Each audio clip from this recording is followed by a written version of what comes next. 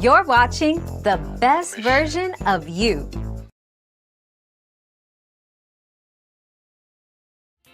To learn more and for additional resources, visit sircharlescareyinc.com or wordsmithspeakersalliance.com.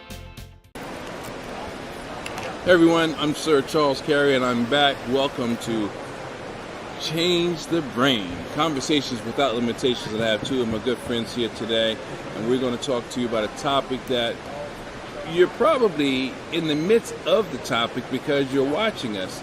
We're talking about technology, 21st century. What's happening in the 21st century as it relates to how we do things, how we engage one another. So guys, we're right in the middle of technology's, I guess, finest moment. You know, it's affecting everyone, every generation, X, Y, boomers, millennials, the whole shebang. So, you know, what do you think, or where do you see us going in the future? What about you, Anthony? What do you see, you know, technology doing, or how is it integrated in our future? I mean, it's integrated in the now. We are constantly evolving technology-wise, and it's constantly moving us forward. I think we're at a turning point where technology is going to just be more creative, be more diverse, be more, you know, interchanging towards how we adapt in the future. I mean, you can't really get no better than just learning. The best thing about us as millennials is we are constantly learning how the world affects us through technology and through innovations. Yeah. What do you think, Rob? Well, I'll take a different stance. Technology gives me a moment of pause. And here's why I say that. Every time we interface with an app or we use technology, we're sharing and exchanging our personal information with the database that's holding that. And what's happening without most of us even knowing is that information is being comprised for you for your benefit. The algorithms. But yeah, the algorithms can be flawed in that, you know, sometimes I feel like a nut and sometimes I don't. Right. But there's been historical data that's been captured, and it's being captured right now as to what my tendencies will be or what I like.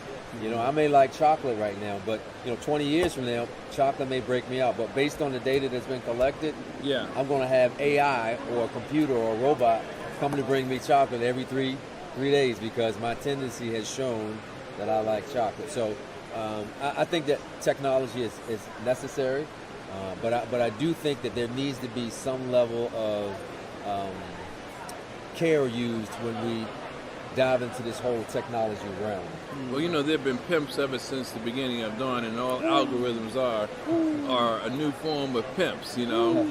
They make us think we want what we want, even when we don't want it. And it keeps showing up on my phone, on my computer, my laptop, my desktop, you know, and I'm like, man, you know, you think about something and all of a sudden it's everywhere. But, you know, we're looking at science, technology, engineering, and math, and we were just discussing that off camera. I've also heard about science, technology, engineering, art, and math. I don't know if the art is going to take off or if it's even necessary to be combined in what we know as STEM. It is. Is it? Arts is definitely a major part of STEM because we all are artists.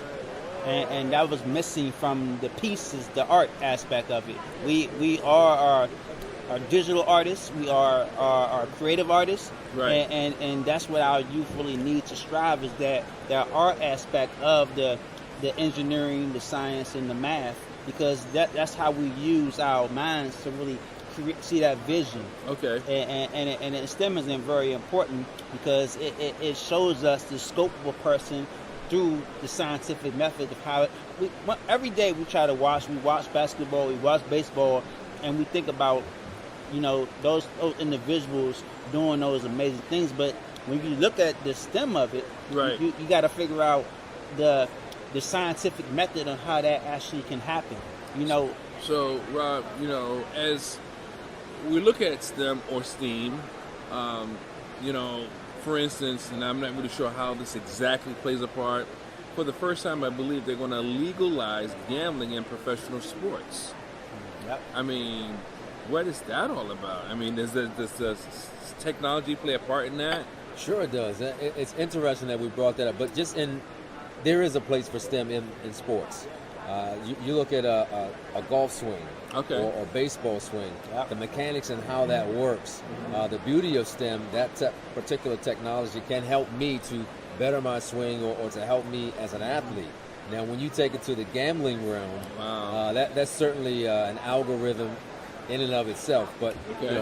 what's going to happen, as you said, the pimps of the industry are going to exploit a lot of people based on their algorithms and cater to what it is that they like to their detriment. Okay. But sports gambling, if you do it within moderation, I'm assuming that there's not a whole lot that can be harmful to it. But Something to I'm consider skeptical about it. Yeah. Now, as it relates to Make Smart Cool, because that's your brand or one of your brands. I know you do so many different things with photography, and you've done high level photography, runway models, and you work with magazines and things of that nature. Now you talk about Make Smart Cool. You want to create a game or something like that? Well, Make Smart Cool, we're in constantly, we pretty much use algorithms every day. We use that fundamentals to create programs that pretty much mentor the youth and kind of move them forward. We use them as a method of really coaching and really teaching them children about the arts, reading, math, and engineering to help them in the future with their goals. We have a gap right now where a lot of kids aren't really interested in school anymore, which is Okay. why we call Make It Smart Cool, because education really isn't fun anymore. And we Okay. need to bring back that fun in education. We need to let these kids know that there are programs, there are algorithms that are entertaining yet effective to learning. And that's Okay. where, he said it, that define the trajectory of the baseball swing that creates that home run every single time is something that you will be interested in, because they get that trajectory. Everybody wants to know how Bryce Harper hit all them home runs. Right. But the formula of it is creating that algorithm that really makes it effective every single time. And that's the learning process of STEM and how we use STEM in schools to really show that algorithm. Everybody wants to have that jump shot like Steph Curry, but let's come up with the formula for making that formula happen every single time. Well, it depends on so many different things, and I'm sure you're right. It's not just the distance. It's not just throwing it up there. Look at his height. It's the form. Look at his body weight. Yep. His level of strength versus a LeBron making that same shot. Yep. He doesn't need the amount of trajectory. Well, maybe the trajectory is the same, but his height is different, so it'll come off different. But the push or the energy behind it will differentiate from a person of a smaller stature It's a formula. or a heavier stature. It's yeah, a formula. which is a formula. Yeah, It's it all a comes down formula. there. Yep. But you have, people have to be able to see that. And I know I'm a visual learner. I put it like that. I'm a visual learner. And for me to, you can take a formula and say that all you want, but until I see what the formula actually looks like, I can't replicate or try to duplicate that action. So Well, that's where I the find arts it- come in. See, the arts come in as the formula, because not only are we in a digital time now where we can actually create that digital media aspect of it, we can show them on the computer that actual swing based off of the formula and how that trajectory will work every single time. Right. So that's why arts is important, because it's not just arts, it's digital arts. Oh, you said the arts. Okay. Digital arts is a part of graphic design. Graphic design is the games. When you create a video game, you're mimicking those characters. Exactly. So when you play, So are they still using polyphons when they make the games, the sports games? All those little balls that are on well, there? you have to, because that's how you create that person. You have to kind of draw that person and digitize that person into that game to create that. And then be able to mimic their movements. Exactly, the Right. megapixels. You need every single megapixel in that game, that person to create that character. When we create, and then it has to be real life. That's the part. That's of the art part. That's the art part. So it's not just about the STEM part of it. It's about the process behind it, because Okay. and that's where the arts come into it. And a lot of times we look back and we didn't really have that art, because when I was in school, it wasn't called STEM. It was called SECME. Science, engineering, mathematics, computer enrichment. So that's Yeah. what STEM pretty much was before when I was at, back in the day. It was When called I was going to SECME. school, it was non-existent. Right. Well, when I was in school, they called it a vocational program. Yeah, Pretty much, that exactly. too. Well, that Yeah. wasn't really. That wasn't. No, it really wasn't. part It of was, it was yeah. more of a trade, Exactly. but it kind of morphed into that. Yep, So exactly. what I love about STEM in schools right now is that, with standardized tests and the flaw and how that's deriving whether your capability or capacity to be successful in this university, with the STEM program, math doesn't lie.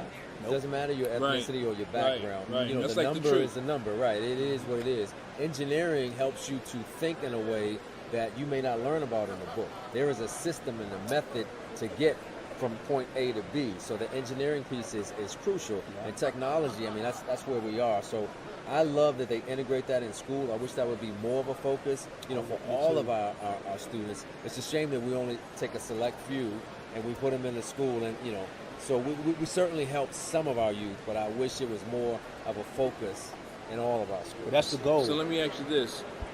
Are we moving too fast? Are we going too far as it relates to STEM? Not just STEM as a program in school, but in the world today. Well, I don't think we're going far enough. So I don't want to get into classism, but to have access to the information has been muted. Not every single school district has access to that information. The kids that have access to the information have a greater capacity to go further, to do more, because they have the information. If I have the tools that we were talking about with the swing and learning about the algorithms, Yeah. I'm probably going to be fundamentally sound and hit the ball further than a kid who's just out on the sand lot going off of More natural accuracy. ability. Right. Yeah, but that's basically from a local perspective, meaning in your school, in your community, in your city or state. But for instance, Microsoft versus Apple, or Apple versus AT&T, and China versus America. Sometimes I think that technology is off the chain. Yeah. I mean, literally. You're going to outdo me because you got an idea of making your phone look different, and I think that my phone is better than yours because now my phone has this new little hiccup, and now you're going to create a phone with a hiccup and that looks... when is enough? Because they are literally raping the daggone consumers. Yeah. It never ends. We're still But do you think it's too far? But too we're much? still so far behind Behind who? Tokyo. We're still so Are you talking far. about the United States? Well, like the United States, as far as technology, look, you go to Tokyo, Japan, they're in a whole new level of technology. It's like they already mastered STEM. And if they win, then if they have something better than you, what? That means you're less than? Well, it's not. We're trying to be competitive. The thing about us is we have to be competitive. Why? We need every school. Why do we have to be Why competitive? can't STEM be a worldwide phenomenon? For more information on these topics or presenters, go to our Facebook page. Hi, I'm Sir Charles Carey, speaker, trainer, and author. For the past 20 years, A&A Printing has been with me every step of the way. I've been fortunate enough to write in 4 genres: poetry, memoirs, self-help books, as well as a resource book. And I am so excited because not only have they been with me on the journey, but they helped me to get my books done in record time. A&A is a family-owned business that's been around for 40 years. They have experience and a passion for helping authors create, print, and sell their books. If I can benefit from it, I know that you can as well. Give them a call at 813-886-0065. Unique Care, known and proven. Our products are designed to keep you balanced and fresh, made to hydrate and moisture dry skin. www.uniquecare.com. Join us for breakfast, join us for lunch. Anytime is fine at The Real Milk and Honey. Order online, come in for Sunday brunch, join us for lunch. Don't forget to visit the bar. Anytime is fine. The options are endless at The Real Milk and Honey, 4531 Telfair Boulevard, Suitland, Maryland, 20746. The Real Milk and Honey, Eatery and Bar.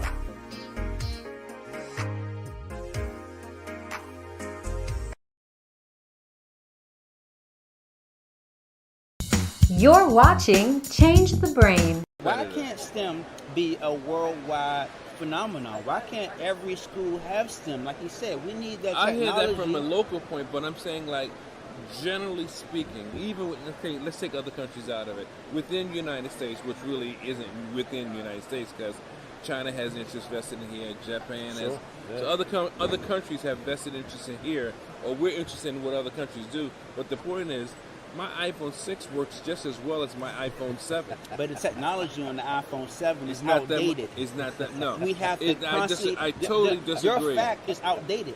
I totally disagree. Your I haven't even used all the features on the iPhone 6. and or that's the why 6 you're Plus. messing behind, because we have to constantly update No, in order to you know what grow. that's doing? No. It's forcing you to run at a pace that maybe you naturally wouldn't run at. Well, you need to start running a little faster because we're outdated. Just like the color black. What about it? It can't be just a simple color black. It has to be. You have to kind of change the color up sometimes. You can't just wear black all day. You got to wear Yes, you white. can. can wear color in the summertime. You know, what I mean, it's You something. wear white. You can wear black. You just have a lighter weight on the fabric you're using. No, I guess my. It can't be just simple, is what I'm saying. You can't just be simple. You got to evolve, and technology. I think is you do have to constantly evolve, evolving. but it does. But I think it's unfair to the consumers because it makes people think that their device, their television, their computer, their desktop, whatever is running through their home is no longer valid. Right. It's not good. And what they're doing, which they don't think we know, you just stop servicing the older model Sure. to force me to buy the newer model. We're hip to. I'm hip to it.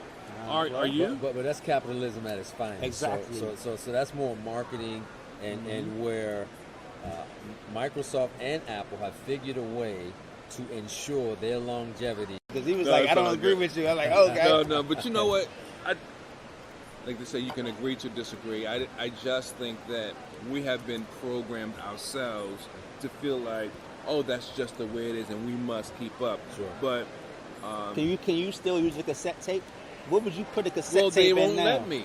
What Oh, would I you- have a Sony I was gonna say, I boombox. still have one. Okay, but I what bought would it you, about but 5-10 can years you ago. can you actually buy a cassette player now? Yeah.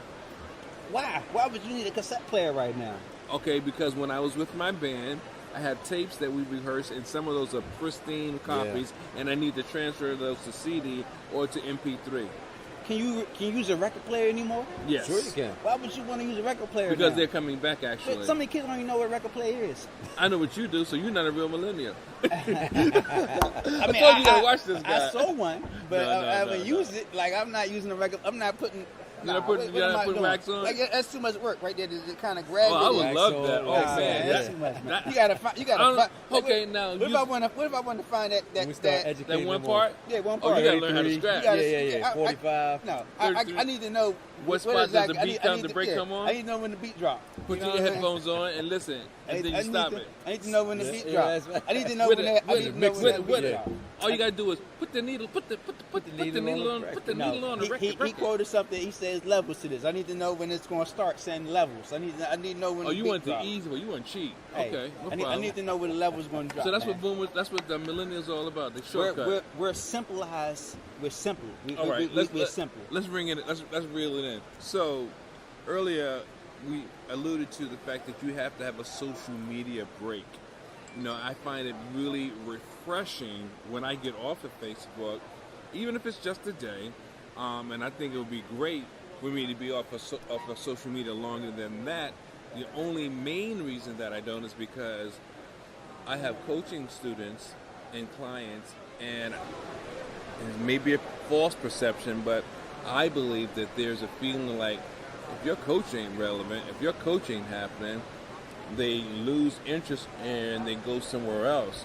Where I always have something in the hopper. But you still, for your own personal quality of life, need to refresh. Do you like to refresh?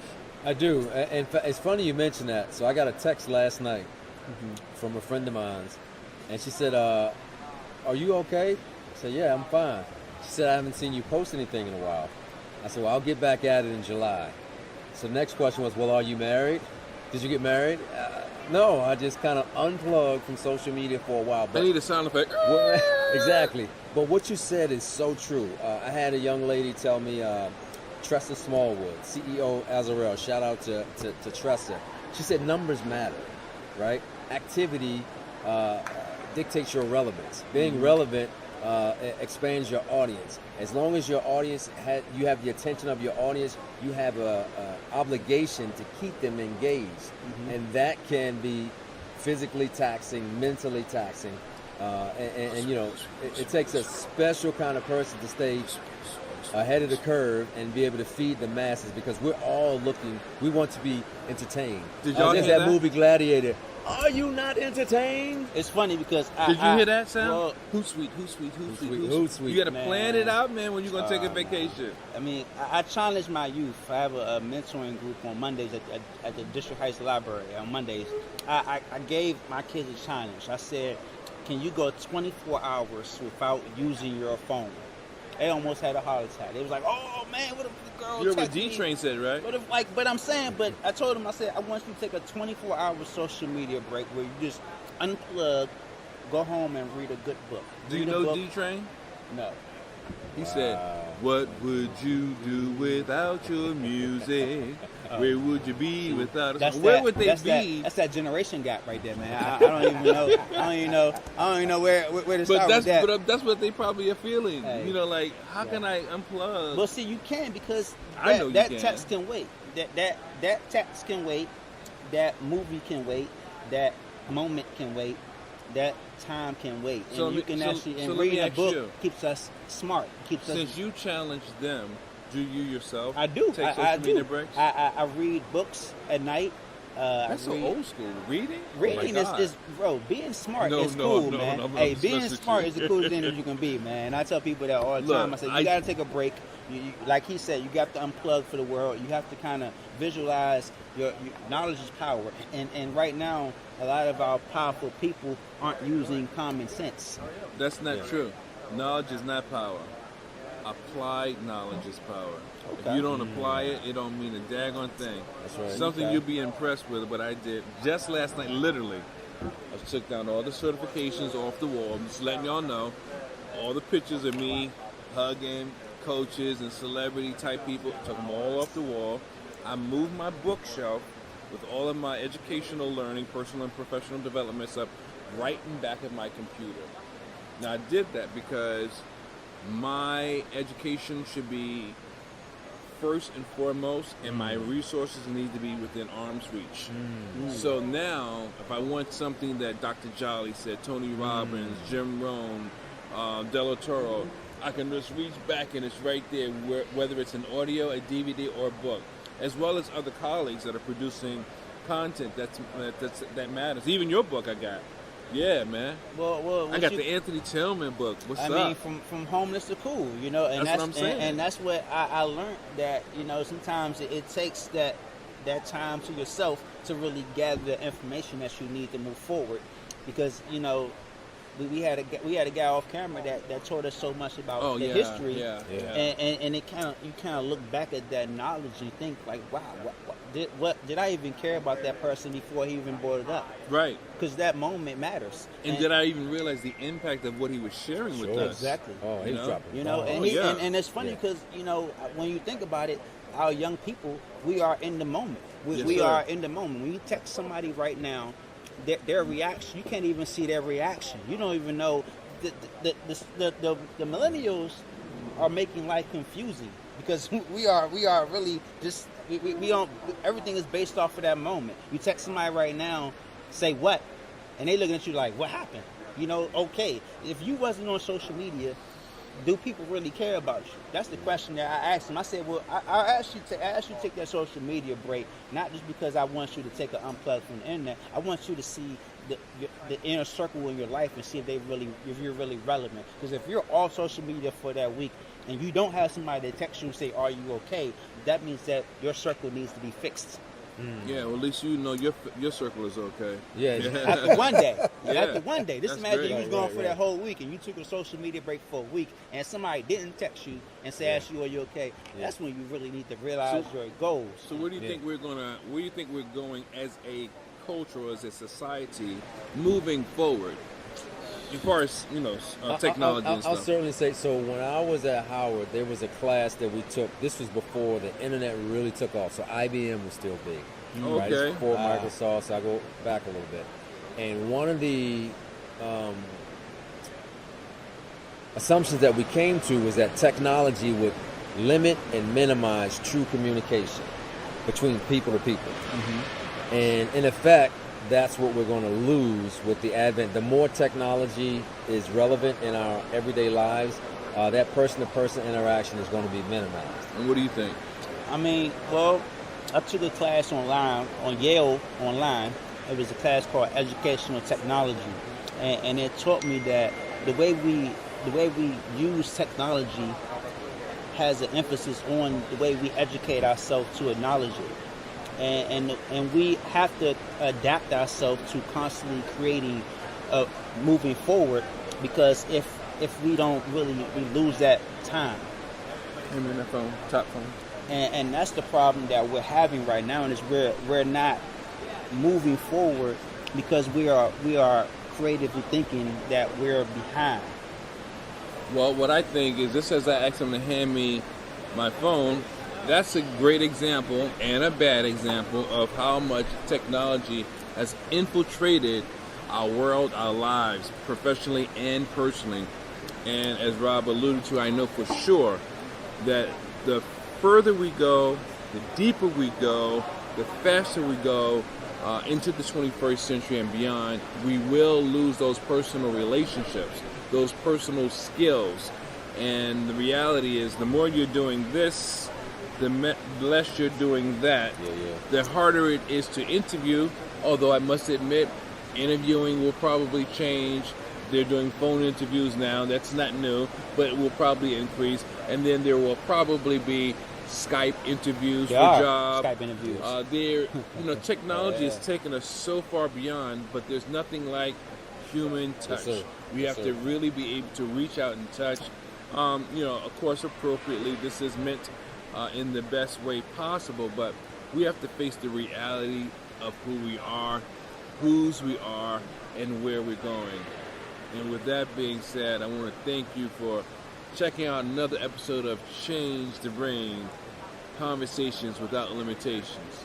And as always, remember, you gotta radiate the brain and change the game. See you next time. Thanks for coming in, guys. Thank you. It's good stuff, man. Good stuff. Absolutely. Great Great conversation. conversations. Yeah.